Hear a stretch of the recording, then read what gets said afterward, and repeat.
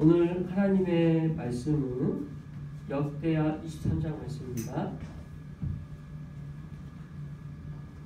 역대하 23장 9절에서 21절까지의 말씀.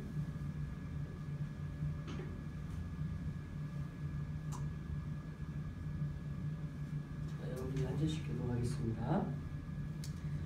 제사장 여호야다가 하나님의 전 안에 있는 다윗 왕의 창과 큰 방패와 작은 방패를 백부장들에게 주고 백부들에게 각각 손에 무기를 잡고 왕을 호위하되 성전 오른쪽에서부터 성전 왼쪽까지 제단과 성전 곁에 서게 하고 우리가 왕자를 인도하여 내어 면류관을 씌우며 율법책을 주고 세워 왕으로 삼을세. 여호야다와 그의 아들들이 그에게 기름을 붓고 이르기를 왕이여 만세수를 누리소서 하니라. 아달랴가 백성들이 뛰며 왕을 찬송하는 소리를 듣고 여호와의 전에 들어가서 백성에게 이르러 봄에 왕이 선정문 기둥 곁에 섰고 지휘관들과 나팔수들이 왕의 곁에 모셔 서 있으며 그 땅의 모든 백성들이 즐거워하여 나팔을 불며 노래하는 자들은 주악하며 찬송을 인도하는지라. 이에 아달랴가 그의 옷을 찢으며 외치되 반역이로다 반역이로다 하매 제사장 여호야다가 군대를 보내니 백부장들을 불러내어 이르되 방을 밖으로 몰아내라. 그를 따르는 자는 칼로 죽이라 하니 제사장의 이 말은 여호와의 전에서는 그를 죽이지 말라 하니라. 이에 무리가 그에게 길을 열어주고 그가 왕궁 말문 어귀에 이를 때 거기서 죽였더라. 여호야다가 자기와 모든 백성과 왕 사이에 언약을 세워 여호와의 백성이 되리라 한지라.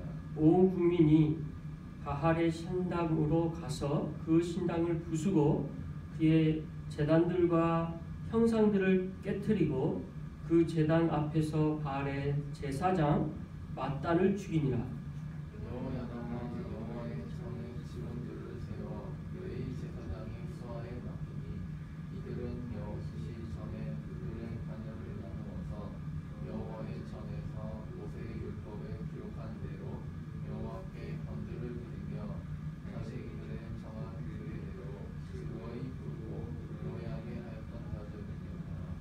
또 움직이를 여호와의 전 여러분에 두어 무슨 일이든지 부정한 자들은 부정한 모든 자는 들어오지 못하게 하고 백부장들과 존귀한 자들과 백성의 관객들과 그 땅의 모든 백성을 거느리고 왕을 인도하여 여호와의 전에 내려와 유문으로부터 왕궁에 이르러 왕을 나라 보좌에 앉히며 함께 그 땅의 모든 백성이 즐거워하고 성중이 평안하더라.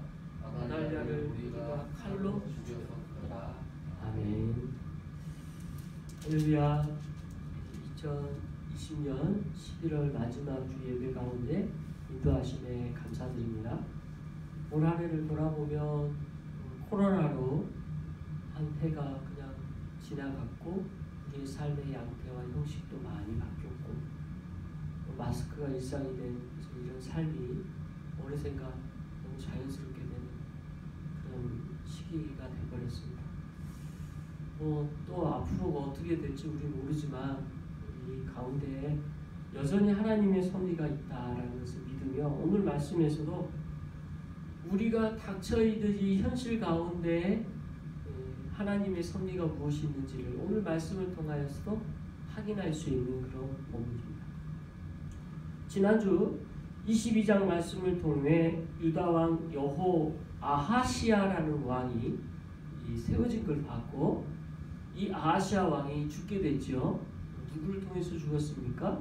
바로 예후라는 아합의 집을 멸망시키고자 하는 하나님의 부르심을 따른 사람. 그리고 그 예후는 북이스라엘의 왕이 되게 되죠. 그래서 결국 아합의 집이라고 하면 누굴 말합니까? 아합의 후손들까지를 다 말하잖아요. 근데 이 아하시아도 예후에게 죽게 되죠. 근데 왜 죽게 되냐? 가만히 보니까 아하시아 동안 그의 어머니가 아달랴고 아달랴의 어머니가 이세벨이고 이세벨의 남편이 아합이어서 결국은 아합의 집안의 사람이었던 거죠. 그래서 이 아합의 집안의 사람이었던 아하시아 또한 예후에 의해서 죽게 되어지고 장례를 치른 것을 지난주에 보게 됐죠. 자, 오늘 본문은 그것에 이어서 23장에 이르러 아달랴가 왕이 된 거죠. 6년 동안 왕으로 섬긴 게 어제 본문, 지난주 본문의 마지막이었죠. 그래서 아하시아가 죽고 난 다음에 그 다음 왕이 될 사람이 누구겠어요? 그러면 다윗 왕조 가운데 가장 가까운 친족이 될 거 아니에요? 그래서 싹 죽이죠. 누가요? 아달랴가. 왜요? 자기가 왕 되기 위해서. 그렇게 해서 다 죽였는데 한 사람을 죽이지 못하죠. 아하시아의 아들이었던 요아스라는 이 한 아들만 죽이지 못하는데 간난쟁이였고, 그 어린 아이를 지금 오늘 본문에 나왔던 본문에서 주인공 역할을 하는 이 한 사람을 통해 요아스를 보호하게 되죠. 그는 제사장이었고 여호야다는 그런 제사장으로서의 직분을 통해서 그가 무엇을 해야 될지 6년 동안 고민했을 줄 압니다. 그러면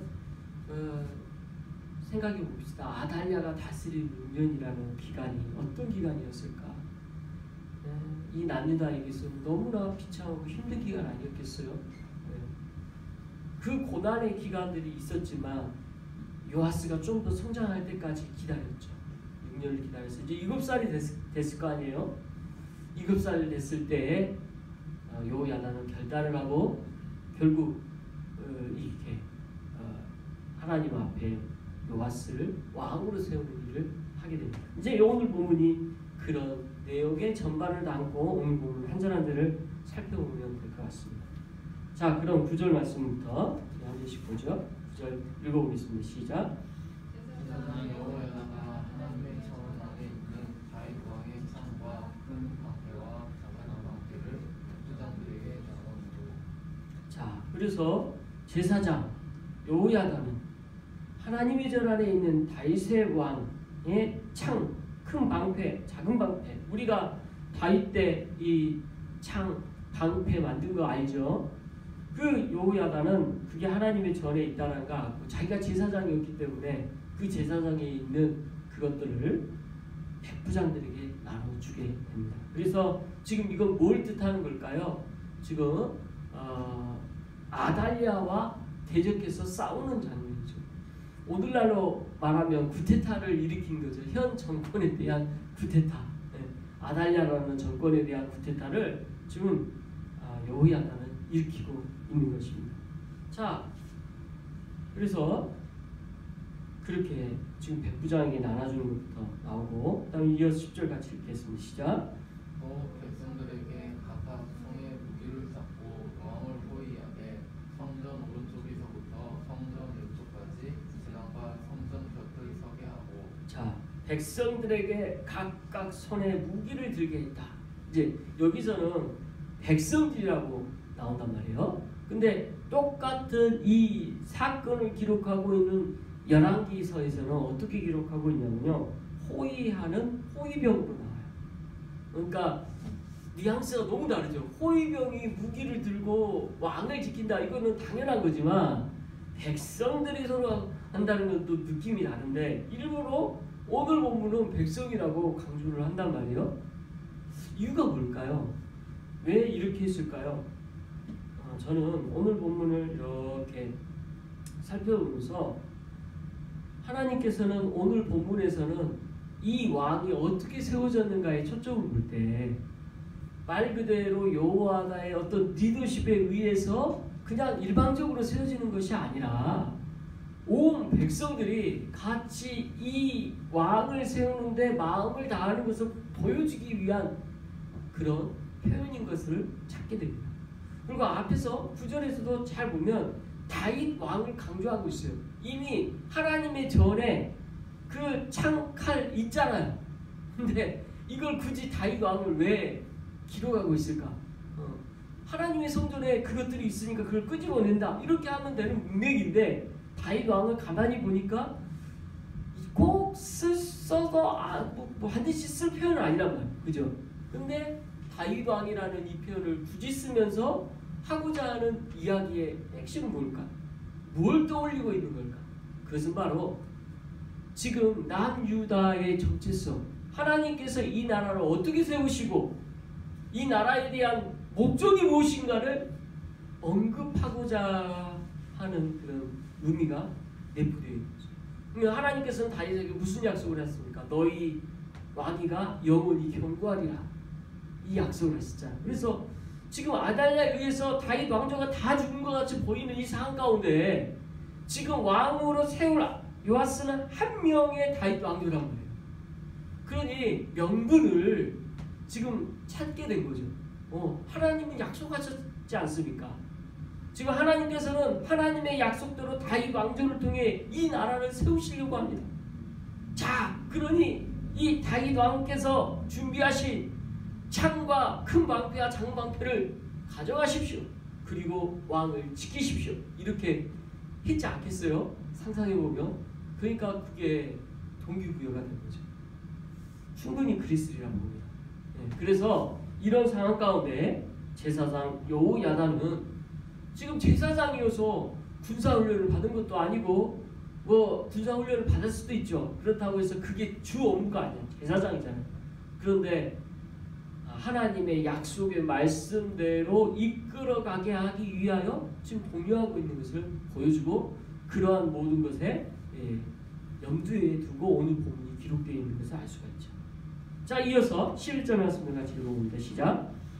여호와 왕자를 인도에 내어 연료관을 씌우며 율법책을 주고 세워 왕으로 삼을세. 여호야다와 그의 아들들이 그에게 기름을 붓고 이르기를 왕이여 만세를 누리소서 하니라. 자, 여기서도 참 의미 있는 표현들이 있는데 왕자를 이제 인도냈어요. 7살밖에 안 됐어요. 얼마나 어린아이예요. 그런데 이 어린아이에게 연류관 씌우고 율법책을 주고 왕으로 이제 세운 거죠. 그래서 지금 왕으로 세우는 모든 과정 가운데 지금 하나하나 그 율법책을 주고 왕으로 세우는 이 장면들이 묘사가 됐고 제일 중요한 작업 중에 하나가 여호야다가 그 아들들, 이 제사장이잖아요. 제사장직에 있는 이들이 왕에게 기름 붓는 장면을 설명하고 있습니다.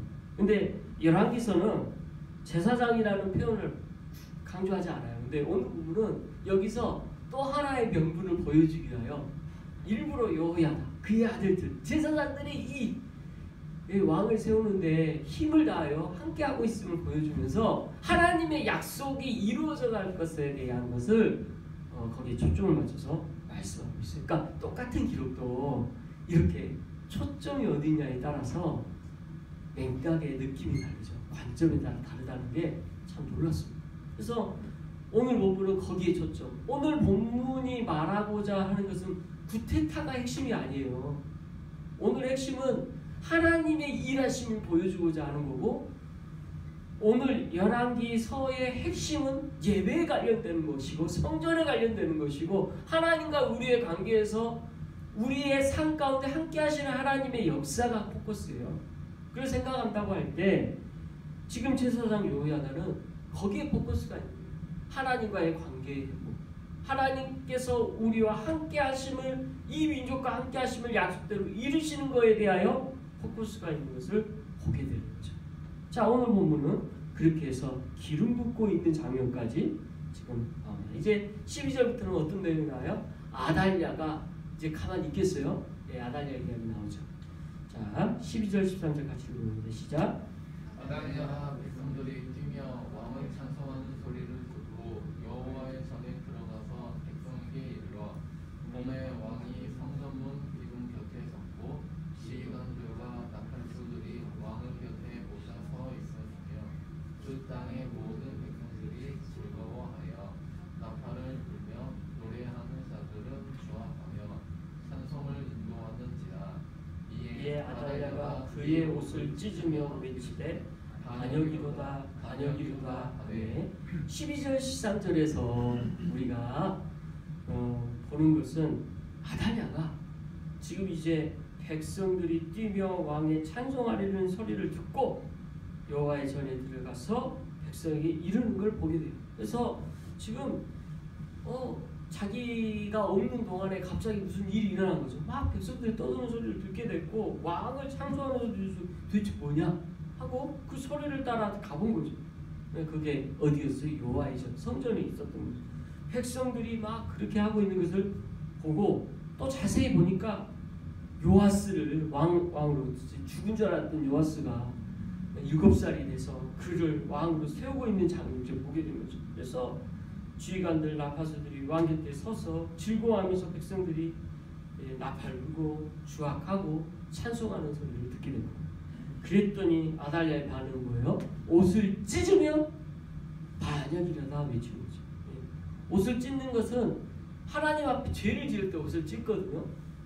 그거 부당한 일을 당했을 때 억울함을 표현할 때 옷을 찢는 게 이때 당시에 표현의 방법이었거든요. 그래서 이렇게 그 예수님 시대 때 옷을 찢는 장면이 이제 영화로 묘사되는 걸 보니까 딱 옷이 완전히 확 찢어지는 게 아니라 찢어질 수 있는 그게 매듭이 있어요. 그래서 그냥 착 찢었을 때 이제 저 사람이 억울하고 호소하는 그런 표현이구나라는 것을 알게 되는데 글쎄 그게 정확하게 맞는지는 모르겠습니다만 아무튼 이때 당시에 분명한 옷을 찢는 이 행위는 자기의 억울함을 하나님 앞에 하나님을 불변케 하는 것을 들었을 때도 이렇게 옷을 찢었던 것을 볼 수가 있습니다. 그렇게 아달랴는 자기가 반역이다라는 외침과 함께 이렇게 옷을 찢은 걸 보게 되죠. 이어서 14절 같이 읽어봅니다. 시작. 제사장 여호야다가 군대를 거느린 백부장들을 불러내어 이르되 반열 밖으로 몰아내라. 그를 따르는 자는 칼로 죽이라 하니 제사장의 이 말은 여호와의 전에서는 그를 죽이지 말라 합니다. 자, 14절에서 여호야다가 지금 군대를 거스린 백부장들에게 반열 밖으로 몰아내는 모습을 보여줍니다. 지금 본래 여호와의 성전에 아무나 들어올 수 없었거든요. 본래는. 근데 지금 14절에 보니까 누구나 들어올 수 있는 상황이었어요. 그래서 지금 하나님의 성전이 그렇게 누구나 들어올 수 있는 환경이 되다 보니까 지금 아달랴 같은 경우만 해도 하나님 안 믿잖아요. 들어올 수 없는 상황이 들어왔어요. 누구든지 들어올 수 있는 상황을 보여주면서 그런데 지금 들어와 있는 이 아달랴를 쫓아내는 거죠. 왜요? 죽이지 않고 쫓아내는 이유는 하나님의 성전에서 피를 흘리게 할 수 없어서 이게 하나님 기뻐하시지 않기 때문에 그래서 일단 몰아내고자 하는 것이 그래서 아마 봉쇄를 했을 것 같아요. 아달랴를 딱 둘러싸서 봉쇄해서 밀어냈을 것 같아요. 그렇게 다 사람들이 있고 무리들이 있고 근데 이 백부장들이 쫙 군사들을 동원해서 몰아냈을 거라 보여집니다. 이어서 15, 16절 같이 읽어봅니다. 시작. 이에 무리가 그에게 길을 열어주고 그가 왕궁 맑은 어귀에 이를 때 거기서 죽였더라. 여호야다가 자기와 모든 백성과 왕 사이에 언약을 세워 여호와의 백성이 되리라 한지라. 여기서 무리가 그에게 길을 열어주고 여기서 길을 열어주는 장면 상상해 보세요. 딱 아달랴를 포위해서 아달랴만 있지 않았겠죠. 아달랴의 그 따르는 이들도 있을 수 있어요. 다 지금 대치된 상태, 창칼로 이렇게 대치된 상태로 이렇게 있고 많은 백성들이 더 많은 백성들이 그 옆을 둘러싸고 있고 근데 그 둘러싸여 있는 이들을 이제 백부장이 더 큰 무리로 둘러싸서 밀어내고 있을 것 같아요. 그래서 어디까지 밀어내고 있어요? 왕궁 말문 어귀까지 몰아내서 거기서 그를 따랐던 이들이랑 아달랴가 죽게 되었을 겁니다. 그리고 여호야다가 거기서 무슨 표현을 해요? 자기와 모든 백성과 왕 사이에 언약을 세워 여호와의 백성이 되리라 한지라. 이것은 여호야다가 선포하지만 이 선포의 약속의 말씀이 하나님의 말씀이기 때문에 선포한 거죠. 다윗 왕조와 백성들에게 언약을 하신 이 언약 사건을 기억하는 거죠. 약속하신 그 약속함의 근거에서 여호와의 백성이다 너희들이. 예. 그래서 그 선포를 하고 있는 것입니다. 이어서 17절 같이 읽어봅니다. 시작. 온 국민이 바알의 신당으로 가서 그 신당을 부수고 그의 제사들과 형상들을 깨뜨리고 그 제단 앞에 바알의 제사장 마단을 죽이니라. 이제 여호야다를 통해서 여호와의 백성이 되리라는 선포가 끝나자마자 백성들이 한 첫 번째 행위 뭐예요? 17절에서 바알 신당을 부수는 일을 하는 거예요. 하나님과의 관계의 회복, 이걸 단면으로 보여주는, 내가 더 이상 하나님 앞에 죄를 지었던 것들을 회개합니다. 회개의 표현의 방법이었겠죠. 하나님만을 섬깁니다. 하나님을 사랑합니다. 내가 그동안 하나님의 뜻대로 하지 않았던 것들을 고백합니다. 이렇게 하나님 앞에 회개와 고백을 하면서 했던 행위가 바로 17절에 바알의 신당을 깨부시는 것으로 나타나는 거죠. 그리고 그것을 주도했던 제사장, 바알의 제사장 마단을 죽이는 것까지 성경은 나옵니다. 그래서 참 그동안 얼마나 암흑 같은 세월을 보냈습니까? 남유다가 아하시아라는 왕 이후로 지금까지 여호사밧이라는 왕 이후로 지금 3대에 걸쳐서 아달랴까지 얼마나 많은 악행과 하나님을 제대로 믿지 못하는 환경이 있었습니까? 근데 그런 어려운 가운데서도 그 또한 섭리라고 우리는 알고 그 암흑의 기간 동안 잘 버텨왔죠. 그리고 그 암흑을 벗어서 오늘 본문에서 17절까지 인도된 게 참 놀라웠죠. 저는 종교개혁도 그런 것 같아요. 루터를 통해 시작된 이 종교개혁과 우리가 하나님을 믿게 되어서 지금 말씀을 듣고 있지만 우리나라에 어떻게 복음이 여기까지 들어와요? 우상을 믿었던 이 나라에 그 순간순간에 하나님께서 역사하시고 일하시고 인도하심이 있어서 여기까지 온 거예요. 하나님이 섭리예요. 일제치하라는 우리나라는 가장 비통하고 억울한 그 역사가 있어요. 6.25가 있었어요. 그러나 그 사이사이에서도 하나님은 일하시고 복음을 전할 수 있는 사람들을 세우시고 그 주의종들을 통하여 오늘날까지 복음이 들어오게 됐고 저와 여러분이 오늘 이 자리에 인도함 받아 앉아 있습니다. 오늘날 코로나 시대입니다. 코로나를 통해서도 얼마나 엄청난 일들이 일어나고 있어요. 하루에도 어마어마한 많은 인구들이 코로나로 인해서 죽고 있습니다. 미국만 해도 하루에 2,000명 이상 죽는데요. 그런 엄청난 병에 싸우고 있는 이 상황에 하나님은 정말 무엇하고 계십니까? 라고 우리 질문할 수 있겠죠. 그러나 이때라도 하나님은 여전히 살아계시고 하나님의 섭리 가운데 일하심을 믿으셔야 합니다. 왜요? 오늘 말씀처럼 그 기다림의 때와 인고의 시간이 때로는 하나님 섭리 가운데 기다림의 시간이 역사를 통해 보여주고 있기 때문에 그래요. 그래서 거기서 우리가 할 일은 뭡니까? 그런다 할지라도 코로나가 있다 할지라도 하나님 여전히 살아계시며 하나님의 섭리 가운데 있습니다라는 고백입니다. 그 고백을 저와 여러분 할 수 있길 바라고 이 순간에도 그 고백 가운데 여러분의 신앙이 더욱 든든히 세워지기를 그리스도의 이름으로 축원합니다. 이어서 18절부터 29절까지 읽겠습니다. 시작. 여호야다가 여호와의 전에 직원들을 세워 내 제사장의 수하여 이니 이들은 다윗이 전에 그들의 자녀를 나누어서 여호와의 전에서 모세율법에 기록한 대로 여호와께 번제를 드리며 자기들의 정한 규례대로 즐거이 부르고 노래하게 하였던 자들이더라. 또 움직이를 여호와의 전 여러 문에 부어 무엇에든지 부족한 모든 자는 들어오지 못하게 하고. 그래서 18절 19절에서 우상을 깨트리는 이유에 뭘요? 이제 하나님의 전 성전에 대해서 거기를 개혁하고 회복시키고 다시 재보수하고 하는 일들을 여호다가 시작하는 거예요. 그래서 여호와의 전의 직원들, 이 직원들이라고 하면 누구겠습니까? 성전을 봉사했던 이들을 말하죠.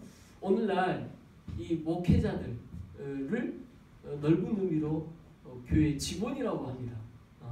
우리 직원 하면 굉장히 좀 별로 좋은 단어처럼 안 들리잖아요. 사장도 아니고 직원. 근데 이 직원은 뭐예요? 직위를 받아서 하는 일이 있는 사람들, 봉사하는 사람들을 말해요. 그래서 목사, 대표적인 직원. 그 하나님의 성전이 아니지만 오늘날은 교회를 세우는데 중요한 직분, 이 직원이 제일 중요한 직원이 목사, 장로, 집사거든요. 이 직원을 통해서 일하시는 거예요. 마찬가지로 이때는 어떤 직원이 있어요? 성전에서 봉사했던 이들이 레위지파, 제사장 24반열, 문지기, 이거 다 하나님의 성전을 지키는 직원들이었어요. 이들을 세웠어요. 그동안 어땠다는 거예요? 제대로 일을 안 했다는 거예요. 그래서 이 일들의 역할들을 할 수 있도록 레위 제사장의 수하에 맡기고, 그래서 반열을 나누고 여호와의 전에서 율법에 기록한 대로 여호와께 번제를 드리고 또 규례대로 즐거이 부르고 노래하게 하였고, 그래서 찬양하는 일, 여러 가지 여호와의 성전에서 해야 되는 일들을 하나씩 회복하는 일을 두 번째 하는 것입니다. 그리고 19절에 이어서 문지기 이야기 나오죠. 문지기는 본래 성문에 들어오는 것을 막는 역할을 하죠.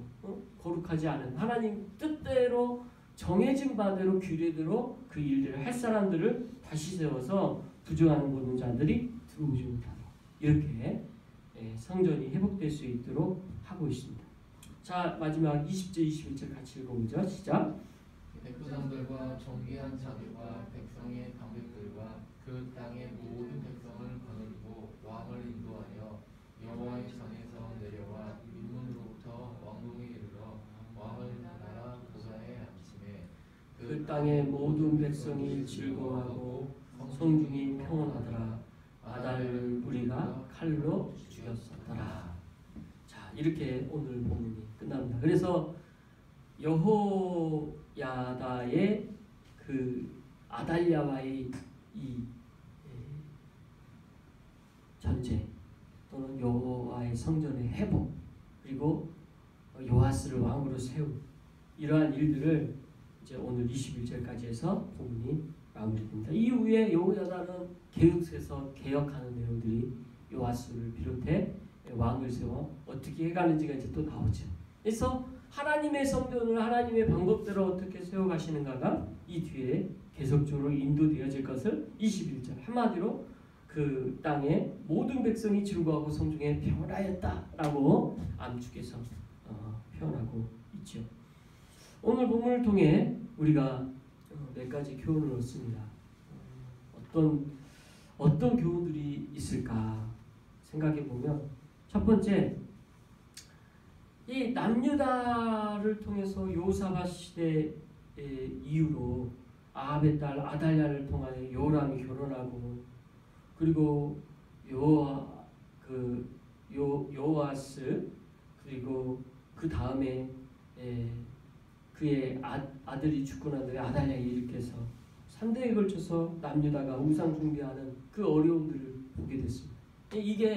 이 기간을 보는 게 얼마나 우리 어려워요. 그죠? 우리는 이제 책으로 보고 있으니까, 말씀으로 보고 있으니까, 과거의 역사적 사건이니까 쉽게 말할 수 있어요. 우리가 6.25도 경험하지 않고 일제치하도 경험하지 않고 그 원통하고 괴로움의 그 기간들을 우리는 직접 경험하지 않아서 그 슬픔을 잘 모르고 아픔을 몰라요. 저는 우리 시 중에 빼앗긴 들에도 봄은 온가, 그 시가 얼마나 고통스러운 가운데 만들어졌을까 참 보여주는 시잖아요. 우리 그거 잘 모릅니다. 솔직히 그만큼 우리가 고통스럽지 않은 거죠. 그러나 그렇다고 해서 우리 시대에 고통이 없는 거 아니에요. 코로나처럼 또 다른 우리의 방식에 우리가 생각하지 못하는 방법으로, 우리가 알지 못하는 방법으로 찾아와요. 근데 하나님께서는 이러한 암흑 가운데 어떻게 하셨어요? 놀라운 섭리로 회복해 주셨잖아요. 오늘날도 그럴 줄 믿습니다. 그래서 그렇게 회복하실 거에 대한 하나님의 섭리를 굳건히 믿는 믿음을 먼저 가지시기 바랍니다. 두 번째는요, 여호야다가 참 오늘 본문에서 이 모든 과정들을 준비하고 일했잖아요. 그 사람을 잘했다고 칭찬하거나 그거에 초점 맞추고 싶지 않아요.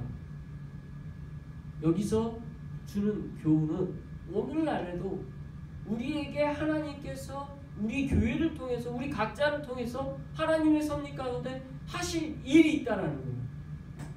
6년 동안 준비했던 그 모습들을 통해서 우리는 그걸 교훈받아야 될 줄 압니다. 오늘날 우리에게도 이 코로나 시대에 하나님의 방법으로 일하실 것에 대한 각자가 준비되셔서 하나님이 쓰시기 편한 도구, 지극 같은 도구, 또 하나님께서 일하시고자 할 때 언제든지 쓰임받는 도구가 되기를 그리스도 이름으로 축원합니다. 기도하겠습니다. 사랑과 은혜가 풍성하신 하나님